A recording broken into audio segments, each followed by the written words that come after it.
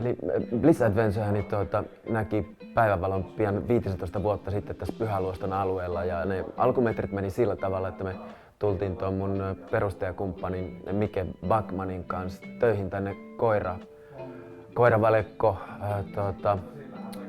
tilalle tai Husky Farmille suomeksi sanottuna. Ja se oli semmoinen meidän yhdenlainen stepping stone, että tultiin tänne alueelle. Ja koirin kanssa oli mukava puuhailla ja koirat on edelleen hienoja ja kiinnostavia ja jalostavia seuralaisia. Mutta se oli tietyllä tavalla se näköalapaikka, mistä me päästiin katsomaan, että mitäs kaikkea muuta täällä alueella ehkä voisi olla. Ja tämä Pyhäluoston alue näyttäytyi meille nyt aika nopeasti semmoisena yhdenlaisena mahdollisuuksien Eldoradona siinä mielessä, että täällä oli kivaa yhteistyökykyistä porukkaa ja osa heistä oli tehnyt jo tosi hyvää pitkäjänteistä työtä matkailun alalla. Että oli tiettyjä asiakkuuksia, tiettyjä matkanjärjestäjiä, mitkä oli kans itse jo halunnut sitoutua tälle alueelle jollakin tavalla. Mutta tavallaan että se lähtökohta huomioiden, niin palvelun tarjonnassa oli, en sanoisi, että puutteita, vaan paljon mahdollisuuksia. Ja me aika luontevasti sitten löydettiin taas omien mielenkiinnon aiheiden pohjalla, mitkä nyt ensisijaisesti liittyi sitten kiipeilyyn ja tässä tapauksessa etenkin jääkiipeilyyn, semmoinen oma ekologinen lokero, mihin päästiin sitten solahtamaan. Eli aika nopeasti sen koiravaljakko opastyön jälkeen seuraavassa vaiheessa sitten lähdettiin perustamaan yritystä ja se sai sillä tavalla semmoisen ikään kuin orgaanisen lentävän lähdön. Ja koiravaljakko muisteloita on syytä muistella vielä sen verran, että se toivottavasti ja oletettavasti aika hyvin tehty koiravaljakko-oppaan työ näiden kansainvälisten matkanjärjestäjien ja asiakkaiden kanssa, niin se käytännössä johti siihen, että meillä oli myös siihen jääkiipeilyyn oikeastaan ensimmäiset asiakkaat jo valmiina, ennen kuin me oltiin keretty mainoshakkua heilauttaa kertaakaan. Ja mä oon myöhemmin sitten miettinyt sitä, että oliko se hyvä vai huono. Se oli toki niin hyvä siinä vaiheessa, että se alkustressi ja pinnistely ihan tämän klassisen kysymyksen äärelle, että mistä asiakkaat. Se jäi oikeastaan pois. Mutta me tietyllä tavalla ehkä taas sitten saatiin vähän yhdenlainen kultalusikka, jos ei suuhun, niin vähintäänkin korvan taakse, koska tavallaan niitä asiakkaita rupesi vaan tulemaan automaattisesti. Ja niin hyvä asia kuin olikin, niin se ehkä vähän meidän piskuisen organisaation kulttuuriin kylvi sellaisen laiskanpulsken ajatuksen taas markkinoinnin ja mainostamisen ja aktiivisen myyntityön suhteen, että meistä ei ole koskaan tullut siinä ihan kauhean hyviä. Mutta lohtua siitä, että homma on pyörinyt varsin hyvin ja tätä nykyään jopa ihan ilahduttavan kannattavastikin. Ja lohtua myös siitä, että ei ole liian myöhäistä ruveta tekemään sitten sitä ponnekasta myyntiä, markkinointia ja mainontaa, että nyt ainakaan tuudittauduta uudelleen siihen samaan, että no kyllä niitä asiakkaita tulee sillä samalla painovoiman omaisella vääjäämättömyydellä, miten homma lähti liikkeelle.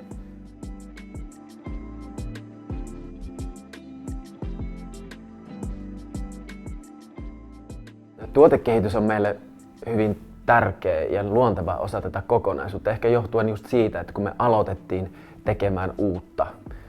Se nyt ei ollut ehkä silleen mikään tuotekehityksen historiallisen tason neronleimaus, että ruvetaan tekemään jääkiipeilyä siinä mielessä, koska meillä molemmilla oli jääkiipeilytaustaa ja mulla oli myös ohjaajatausta. Se oli myös luonteva tapa. Että tavallaan, että kun vaan ei vastustanut luonnon vääryyttä, niin meillä oli alueella uusia tuotteita. Mutta taas sitten ehkä myöhemmissä vaiheissa niin me ymmärrettiin paremmin se yhdessä tekemisen merkitys ja se yhdessä tekeminen integroituu hyvin merkittävällä tavalla myös siihen tuotekehitykseen.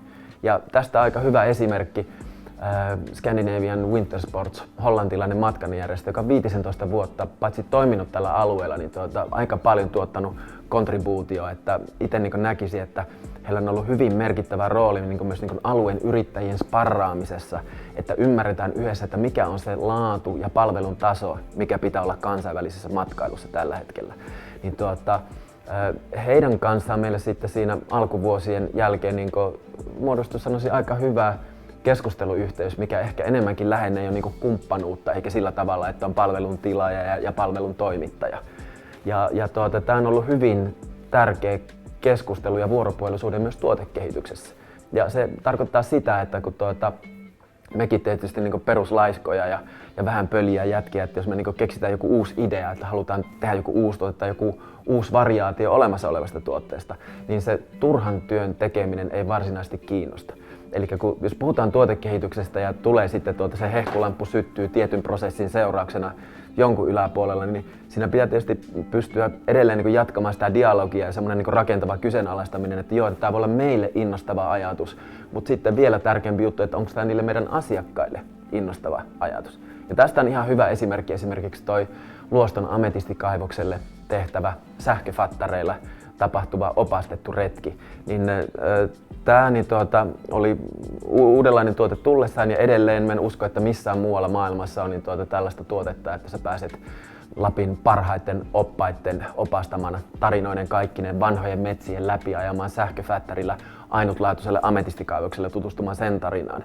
Niin tämä liittyy just tähän samaiseen hollantilaisfirmaan Scandinavian Wintersportsiin ja heidän toimitusjohtajan, että kun nämä sähköfättärit tuli, niin tämä Rene jotenkin, se ei ollut niistä yhtä innostunut kuin me. Ja en ehkä ihan pahimman luokan ropelihattuja olla, mutta meidän mielestä se oli vain siisti vehe, että sillä oli mukava ajella. Mutta tämä ajelu ei puhutellut sitä hollantilaista mielenlaatua. En tiedä liittyykö siihen, että heillä on hyvin vahva pyöräilykulttuuri ja niin edelleen, vaikka ei. Vaan siinä oli se pointti, että Rene pystyy aika selkeästi meille formuloimaan, että jotta se opastustuote olisi mielenkiintoinen, niin täytyy olla joku syy, joku juttu, mihinkä mennään. Ja tämä pähkäily oli siis ennen kuin tuli tämä ametistikaivosidea. Eli meillä oli opastettuja rundeja tällä Pyhän alueella, että mennään katselemaan kansallispuiston kauniita metsiä ja muita, missä ei siinäkään ole mitään vikaa. Mutta kuitenkin jos vähän karrikoida, niin se oli sittenkin vaan lenkki, mikä ajetaan pyörillä ja sitten loma jatkuu. Mutta kun me saatiin tämän ametistikaivosyhteistyön kautta ikään kuin merkitys, että minkä takia me lähdetään sinne. Et siinä oli kiva, että siinä oli matkan varrella se vanha metsä ja oli kiva, että oli hyvät oppaat ja oli kiva, että oli mielenkiintoinen väline, mutta se pointti edelleen puuttuu. Ja sitten tämän vuoropuhelun niin seurauksena me tajuttiin se, että minkä ehkä joku skarpimpi olisi tajunnut jo aikaisemmassa vaiheessa, että pitää olla se purpose. Ja nyt kun meillä oli se kohde, mihinkä me mennään kuulemaan se ametistin tarina makealla vaihtoisella tavalla, niin tadaa. Nyt meillä oli sitten tämän dialogin seurauksena niin sellainen tuote, joka puhutteli myös sitä asiakasta. Ja ehkä tässä se tietty punainen lanka siinä tuotekehityksessäkin, niin jotenkin ehkä halusin nähdä, että se on kannustava viesti kaikille yrittäjille ja tuotekehityksestä niin kiinnostuneille, että sen ei tarvitse olla ihan älytöntä rakettitiedettä. Semmoinen toimintamalli ja yritystoimintaan liittyvä maailmankatsomus, mikä perustuu siihen yhdessä toimimiseen, niin se on hyvin häilyvä raja sen ja tuotekehityksen välillä. Että tietyllä tavalla tässä meidän toimintamallissa ne mahdollistaa toinen toisensa ja ei ole toista ilman toista.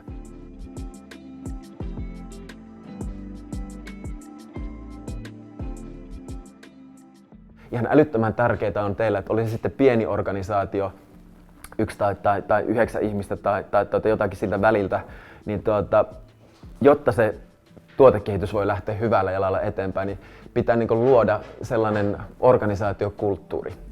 Ja se kuulostaa ehkä vähän akateemisemmalta kuin onkaan, mutta siis suomeksi sanottuna semmoinen ilmapiiri, että ollaan nöyriä tunnistamaan tilaisuuksia niille uusille palveluille ja sitä kautta myös sille tuotekehitykselle. Ja tarkoittaa myös sitä, että jos miettii meidän pientä firmaa, niin esimerkiksi meidän joukoista muistan vaikkapa just kun ruvettiin pähkäilemään ametistikaivokselle tehtävää sähkömoottorikelkkatuotetta täältä Pyhältä, niin se oli toi kollegani Viinikan Kaiku vaan se höläytti sen idean jossakin vaiheessa. Ja kun hän sanoi sen ääneen, niin se oli yhtäkkiä aika ilmeistä, että hitto, että ei se mitä ota, jos ei annakaan. Eli kannustaa toisiaan siihen, että kaiken ei tarvitse olla ihan kauhean valmista, mitä tuo pöydälle ja heittää. Ja että se on hyvin merkittävässä määrin ainakin meillä yhdessä tekemistä se tuotekehitys, että se perustuu just semmoiseen vähän vapaan tajunnan virran ja matalan kynnyksen pähkäilyn aluksi. Ja sitten siinä aika varhaisessa vaiheessa pyritään integroimaan sitten näitä kumppaniasiakkaita. Että jos se ei saa imua sieltä asiakkaan suunnasta se idea siinä ideavaiheessa, niin voi olla, että siihen ei ole kauhean järkevää sitten piskusen organisaation resursseja ihan hirveästi. Että idea, joka on parempi idea. Sellainen, että mistä se asiakas innostuu myös. Ja se voi olla, että se ei tavallaan niin väliä, että johtuuko se sitten idean lainausmerkissä huonoudesta vaikka sen asiakkuuden pöljyydestä, mutta että väkisin tiristämällä ja puristamalla se ei ole ehkä kauhean viisasta.